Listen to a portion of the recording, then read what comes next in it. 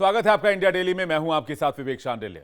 वक्त हो गया है इंडिया डेली के खास कार्यक्रम ग्राउंड रिपोर्ट का, जिसमें इंडिया डेली दिन भर की हर बड़ी खबर की ग्राउंड जीरो से पूरी अपडेट आप तक पहुंचाता है। खबरों पर हमारी पैनी नजर होती है और आपको पूरी खबर देने के लिए इंडिया डेली के रिपोर्टर ग्राउंड जीरो से हर अपडेट आपके लिए लेकर आते हैं। तो आइए शुरू करते हैं ग्राउंड रिपोर्ट की सबसे बड़ी खबर के साथ। झारखंड के पूर्व मुख्यमंत्री चंपाई सोरेन ने साफ संदेश दे दिया है कि उनके पास तीन ही विकल्प हैं, या राजनीति से संन्यास ले लें, या फिर वो आने वाले वक्त में अपनी नई पार्टी बना लें, या फिर कोई नया साथी ढूंढ लें। लग तो अब ऐसा रहा है कि चंपाई सोरेन पहले दो विकल्प के बजाय तीसरे विकल्प की ओर ज्यादा चलते दिख रहे हैं। दिन बीतने के साथ झारखंड के पूर्व सीएम चंपाई सोरेन के बीजेपी में शामिल होने की अटकलें और तेज होती जा रही है। चंपाई सोरेन बीजेपी में शामिल हो सकते हैं, ये बातें हम नहीं कह रहे हैं, बल्कि बिहार बीजेपी के वरिष्ठ नेता और मंत्री प्रेम कुमार इस तरफ इशारा करते हुए कह रहे हैं कि चंपाई का बीजेपी में स्वागत है। चंपाई सोरेन पार्टी छोड़ दी, उन्होंने कहा कि उनकी बड़ी अवहेलना हुई पार्टी के अंदर। काफ़ी उनको दिख रहे हैं, उनको अपमान किया जा रहा है करके, और अंत में अजीज होकर के उन्होंने निर्णय लिया है और भाजपा में आने वाले से जानकारी मिल रही है। उनका स्वागत हम करेंगे जाकर के। उनके आने से भाजपा को और ताकत मिलेगी।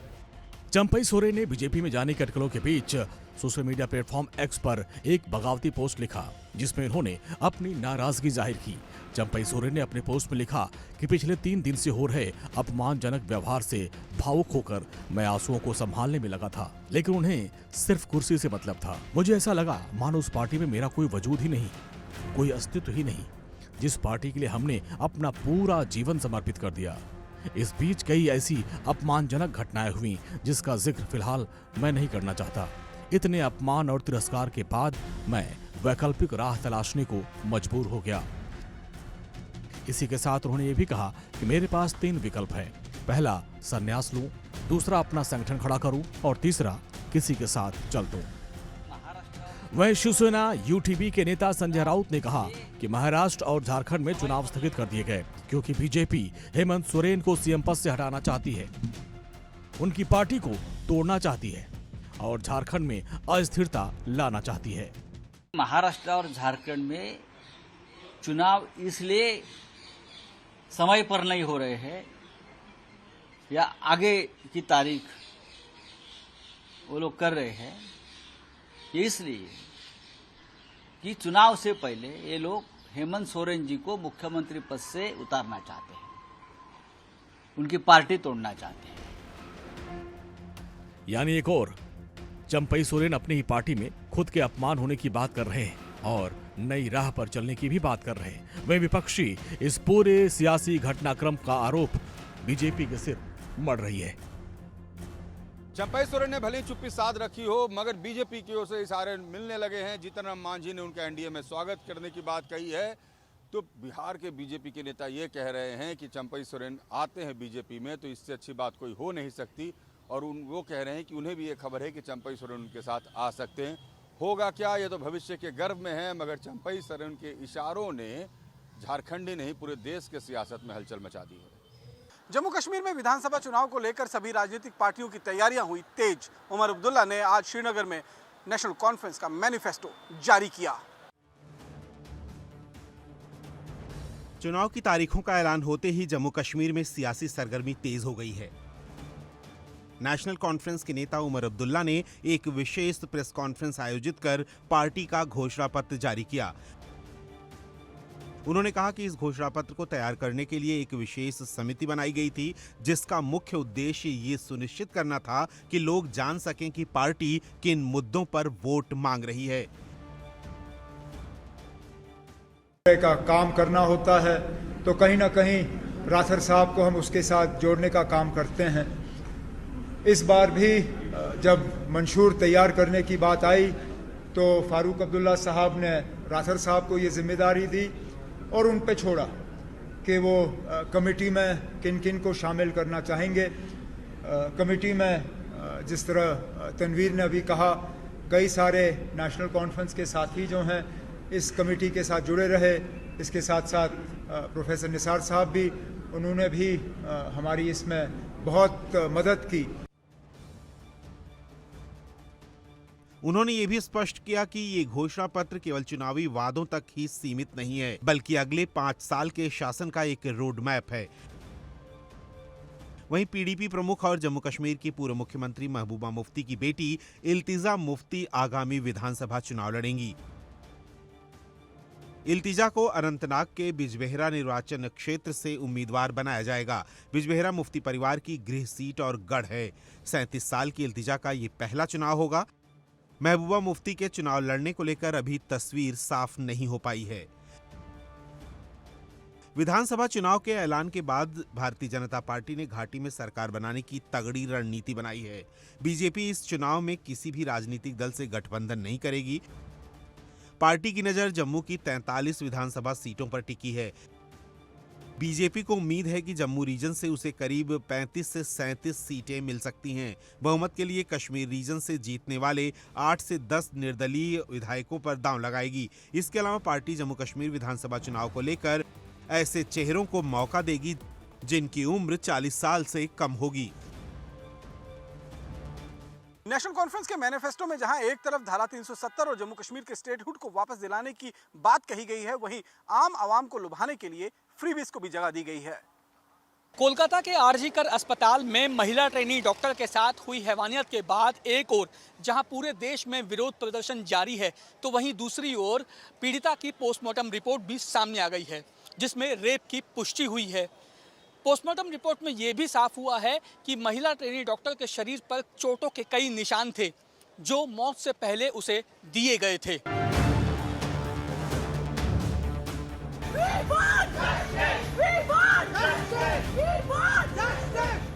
कोलकाता के आरजी-कर अस्पताल में महिला ट्रेनी डॉक्टर से हुई हैवानियत को लेकर जहां एक ओर पूरे देश में विरोध प्रदर्शन जारी है, वहीं अब पीड़िता की पोस्टमार्टम रिपोर्ट भी सामने आ गई, जिसमें रेप की पुष्टि हुई है। महिला ट्रेनी डॉक्टर के साथ बलात्कार और उसकी निर्मम हत्या से पूरा देश आहत है। पीड़िता के साथ हुए दुष्कर्म और हत्या की पोस्टमार्टम रिपोर्ट से पता चला कि उसके शरीर पर गंभीर चोटें थीं, जो मौत से पहले उसे दी गई थी।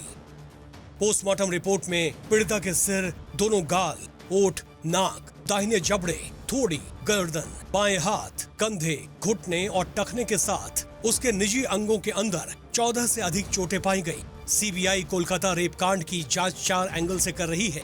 इसमें आरजी-कर मेडिकल कॉलेज के पूर्व प्रिंसिपल संदीप घोष और 4 छात्रों से पूछताछ भी शामिल है। सीबीआई की एक टीम पीड़िता के परिवार से पूछताछ करने में जुट गई है। पीड़िता के कौन कौन से करीबी दोस्त थे, अस्पताल के बारे में पीड़िता क्या क्या बातें करती थी, किन किन लोगों से उसकी रोजाना बातचीत होती थी। कोलकाता में महिला डॉक्टर के साथ हुई इस घटना के जवाब में पश्चिम बंगाल सरकार ने कार्यस्थलों, विशेषकर सरकारी अस्पतालों में महिलाओं की सुरक्षा बढ़ाने के लिए कई उपायों की घोषणा की है। इन उपायों में महिलाओं, विशेषकर रात की पाली में काम करने वाली महिलाओं के लिए रिटायरिंग रूम, सीसीटीवी निगरानी वाले सुरक्षित क्षेत्र की स्थापना करना भी शामिल है। इस बीच सुप्रीम कोर्ट ने इस मामले में स्वतः संज्ञान लेते हुए केस अपने हाथ में ले लिया है। सुप्रीम कोर्ट इस मामले में 20 अगस्त को सुनवाई करेगा। तमाम आप देख सकते हैं डॉक्टर्स यहाँ पर पहुंचे हुए हैं, चाहे वो एम्स हो, सफदरजंग हो, एलएनजेपी हो या जीटीबी हो। तमाम डॉक्टर्स यहाँ पे पहुंचे हुए हैं और प्रोटेस्ट कर रहे हैं उस कलकत्ता की जो महिला डॉक्टर थी उसके फेवर में लेकर। कोलकाता में महिला डॉक्टर के साथ बलात्कार के बाद हत्या के मामले में पीड़िता को न्याय और आरोपियों को सजा दिलाने की मांग को लेकर कलकत्ता हाईकोर्ट के वकीलों ने विरोध मार्च निकाला, तो वहीं दूसरी ओर सीबीआई ने भी पीड़ित परिवार से मुलाकात की।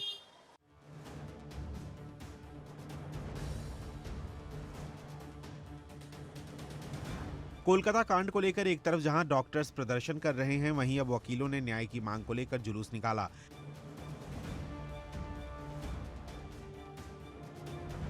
कलकत्ता उच्च न्यायालय के अधिवक्ताओं ने कोलकाता की महिला डॉक्टर से दुष्कर्म और हत्या की पीड़िता को न्याय दिलाने और आरोपियों को सजा देने की मांग को लेकर विरोध मार्च किया।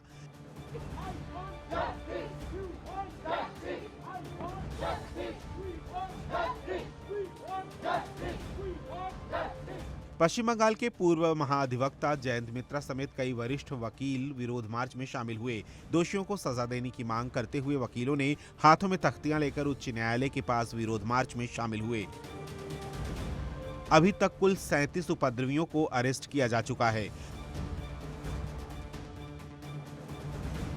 विरोध प्रदर्शन और गिरफ्तारियों के बीच सीबीआई ने आरजीकर मेडिकल कॉलेज के पूर्व प्रिंसिपल संदीप घोष से चौथे दिन की पूछताछ की। संदीप घोष से लगातार हो रही पूछताछ से साफ है कि सीबीआई उनके जवाबों से संतुष्ट नहीं है। पूर्व प्रिंसिपल के जवाबों में विरोधाभास है। दरअसल अस्पताल ने पीड़िता के परिवार को कॉल करके सबसे पहले सुसाइड की थ्योरी गढ़ी थी। क्राइम सीन को पूरी तरह सुरक्षित नहीं किया गया था। इसे लेकर भी सीबीआई संदीप घोष से पूछताछ कर रही है। आरजीकर हॉस्पिटल के 4 मेडिकल स्टूडेंट्स से भी सीबीआई पूछताछ कर रही है। इन स्टूडेंट्स से पहले भी सीबीआई की टीम पूछताछ कर चुकी है। ये वही स्टूडेंट्स हैं जिन्होंने उस रात वारदात से पहले पीड़िता के साथ डिनर किया था। सीबीआई इन छात्रों के जरिए वारदात की रात का सच जानने की कोशिश कर रही है। दिल्ली के निर्माण भवन के बाहर प्रोटेस्ट कर रहे डॉक्टर्स का कहना है कि अगर कोई मरीज यहां पर भी उनके पास इलाज के लिए आता है तो वो उसका इलाज करने से गुरेज नहीं करेंगे। कोलकाता में ट्रेनी महिला डॉक्टर के साथ हुई बर्बरता के खिलाफ बीते 8 दिनों से दिल्ली समेत पूरे देश में प्रदर्शन जारी है। राजधानी दिल्ली में सड़कों पर डॉक्टर्स का गुस्सा देखने को मिला। दिल्ली के निर्माण भवन में प्रदर्शन कर रहे डॉक्टर्स का कहना है कि हम जहां प्रदर्शन कर रहे हैं वहां अगर कोई मरीज आता है तो हम इलाज करने से मना नहीं करेंगे। राजधानी दिल्ली में हो रहे प्रदर्शन में डीएमए और आईएमए भी शामिल है। जूनियर डॉक्टर्स की हड़ताल के चलते अस्पतालों में फैकल्टी इलाज कर रही है, लेकिन इनकी संख्या कम होने के कारण सभी को उचित इलाज मिल पाना संभव नहीं है। ऐसे में मरीजों को इलाज का इंतजार करना पड़ रहा है या फिर भटकना पड़ रहा है। AIIMS, Safdarjung, doctor Ram Manohar Lohia, lady Hardinge, GTB सहित दिल्ली के अस्पतालों में हर रोज 60,000 से ज्यादा मरीज ओपीडी में इलाज करवाने आते हैं। वहीं एफएआईएमए के चेयरमैन का कहना है कि ये प्रोटेस्ट तब तक चलता रहेगा जब तक हमारी मांगें पूरी नहीं हो जाती। तमाम हॉस्पिटल्स में ओपीडी डिस्टर्ब है, जिसका हमें खेद है। देखिए, इस प्रोटेस्ट का एक ही तात्पर्य है कि हमारा मैसेज पहुंच जाए और हमारा काम हो जाए। यदि डॉक्टर्स के डिमांड मेट हो जाएंगे तो प्रोटेस्ट अभी के अभी खत्म हो जाएगा। अनलेस एंड अनटिल डिमांड नहीं मेट होंगे, हमें यहाँ पे रहना हमारी मजबूरी है। तो वी आर वेटिंग कि कुछ हेल्थ मिनिस्ट्री की तरफ से पॉजिटिव अपडेट आए ताकि हम ये काम कर सकें। डॉक्टर्स की माने तो जब तक अस्पताल में सुरक्षित माहौल देने के लिए ठोस कानून नहीं बन जाता, हड़ताल इसी तरह से जारी रहेगी। जब तक हमें कोई एश्योरेंस ना मिल जाए कि एटलीस्ट ऑर्डिनेंस लागू किया जाए। Ordinance is a bridge between the current situation and when the law will be passed. So जब तक सीपीए नहीं आता, हमारी सरकार से यही उम्मीद है और हमारी उनसे यही we urge them to at least pass the ordinance until the law is taken. देखिए, ये तमाम जो डॉक्टर्स हैं जो ये कह रहे हैं कि जो ऑर्डिनेंस लाने की ये लोग बात कर रहे हैं, सख्त कानून बनाने की बात कर रहे हैं, ताकि ना सिर्फ डॉक्टर्स फीमेल्स के साथ बल्कि उन तमाम जो महिलाओं के साथ जिस तरीके की इस तरह की घटनाएं घट चुकी हैं या घट सकती हैं, उनकी सेफ्टी के लिए ये तमाम डॉक्टर्स जो हैं वो सड़कों पर आज उतरे हुए हैं। राष्ट्रीय लोक मोर्चा के राष्ट्रीय अध्यक्ष उपेंद्र कुशवाहा अब राज्यसभा जाएंगे। जी हाँ, ये तय हो गया है कि उपेंद्र कुशवाहा को एनडीए अपना प्रत्याशी बनाएगी और 21 तारीख को वो अपना नामांकन भी दाखिल करेंगे, जिसमें जदयू और बीजेपी के तमाम आला नेता मौजूद होंगे। एनडीए घटक के सहयोगी दल और राष्ट्रीय लोक मोर्चा के प्रमुख उपेंद्र कुशवाहा राज्यसभा जाएंगे। इसके लिए वो नामांकन दाखिल करेंगे। एनडीए की तरफ से इसकी घोषणा चल रही है। राष्ट्रीय लोक मोर्चा के सूत्रों के मुताबिक उपेंद्र कुशवाहा 21 अगस्त को 11 बजे नामांकन दाखिल करेंगे। उपेंद्र कुशवाहा लोकसभा चुनाव में काराकाट सीट से एनडीए के प्रत्याशी थे। यहां से भोजपुरी गायक और अभिनेता पवन सिंह भी चुनाव लड़े थे, जबकि पवन सिंह को बीजेपी ने आसनसोल से टिकट दिया था। बीजेपी की टिकट को ठुकराकर पवन काराकाट से निर्दलीय चुनाव लड़ रहे थे। ऐसे में जब काराकाट सीट से वामदल के राजा राम सिंह के पक्ष में परिणाम गया तो उपेंद्र कुशवाहा ने कहा था कि उनकी हार का फैक्टर पवन सिंह बने या बनाए गए, ये सब जानते हैं। चूक हुई या चूक करवाया गया, सबको पता है। उस वक्त उनका असंतोष साफ दिखाई दे रहा था और एनडीए में अंतर्कलह की चर्चा भी शुरू हो गई थी, जिसे खत्म करने के लिए एनडीए का यह फैसला माना जा रहा है। आपको बता दें कि बिहार की 2 राज्यसभा सीट के लिए चुनाव होने हैं। एक बात तो तय है कि उपेंद्र कुशवाहा को राज्यसभा भेजकर एनडीए अपने कुशवाहा वोट बैंक को साधना चाहती है, सामाजिक समीकरण बनाना चाहती है और लोकसभा चुनाव में जहां चूक हुई है उस चूक की भरपाई विधानसभा चुनाव में करना चाहती है। मगर कितना फायदा कितना नुकसान, ये तो वक्त बताएगा। महाराष्ट्र विधानसभा का चुनाव जैसे जैसे नजदीक आता जा रहा है, वैसे वैसे तमाम फिल्मी डायलॉग भी सामने आते जा रहे हैं। आपने देखा होगा तमाम फिल्मों के तमाम डायलॉग्स होते हैं वह मंच से बोले जाते हैं, लेकिन एकनाथ शिंदे जो महाराष्ट्र के मुख्यमंत्री हैं उन्होंने अपने इलाके थाने, कल्याण और तमाम जगहों पर बड़े बड़े होर्डिंग्स और पोस्टर लगाए हैं, जिसमें एक फिल्मी डायलॉग का जिक्र किया गया है। उसमें लिखा गया है कि एकनाथ शिंदे अगर एक बार कमिटमेंट करता है तो अपने आप की भी नहीं सुनता है। यानी साफ है कि वह दिखाना चाह रहे हैं कि जो भी कमिटमेंट वह जनता के साथ करते हैं वह उस पर खरे उतरते हैं, और यह बहुत तेजी से लोगों के बीच में चर्चा का विषय बना हुआ है और इस होर्डिंग का वीडियो तमाम जगहों पर वायरल भी किया जा रहा है। मुंबई से सटे ठाणे के डोंबिवली इलाके में शिव सैनिकों की ओर से मुख्यमंत्री एकनाथ शिंदे का एक बैनर ऐसा लगाया गया है जिसको लेकर इस समय बड़ी चर्चा चल रही है। शिव सैनिकों ने डोंबिवली और कल्याण के ग्रामीण इलाकों में ऐसे कंटेंट वाले फिल्मी डायलॉग के बैनर लगाए हैं। इस पर लिखा हुआ है कि एकनाथ शिंदे ने एक बार जो वादा किया तो वो अपने आप की भी नहीं सुनता। इतना ही नहीं, मुख्यमंत्री लाडली बहन योजना के तहत महिलाओं के खाते में 3-3 हजार रुपए जमा कराए गए। वहीं दूसरी ओर 27 गांवों में प्रॉपर्टी टैक्स, पानी के मुद्दे, श्रमिकों के मुद्दे और जिला परिषद स्कूलों के संबंध में तत्काल निर्णय और कार्यान्वयन। देश के प्रतिष्ठित शिक्षण संस्थानों को टैक्स नोटिस भेजा गया है। ये टैक्स नोटिस जीएसटी काउंसिल की तरफ से भेजा गया है। ऐसा ही एक मामला आईआईटी दिल्ली से भी सामने आया है, जिसे 120 करोड़ का टैक्स नोटिस भेजा गया है। अब इस मामले की चारों तरफ आलोचना की जा रही है। बड़े बड़े उद्योगपति, इन्फोसिस के पूर्व चेयरमैन इसे टैक्स टेररिज्म बता रहे हैं। आईआईटी दिल्ली समेत विभिन्न शैक्षणिक संस्थानों में जीएसटी नोटिस भेजे जाने का मामला अब गर्मा गया है। इस मामले पर हो रही चौतरफा आलोचना के बाद अब 2 केंद्रीय मंत्रालय आमने सामने आ गए हैं। शिक्षा मंत्रालय ने विभिन्न शैक्षणिक संस्थानों को जीएसटी नोटिस मिलने के मामले को वित्त मंत्रालय के समक्ष उठाया है और अब वित्त मंत्रालय इस पूरे मामले को देख रहा है। बताया जा रहा है कि इस मुद्दे को जीएसटी काउंसिल के सामने भी उठाया जा सकता है। जीएसटी काउंसिल की बैठक अगले महीने की शुरुआत में 9 सितंबर को होने वाली है।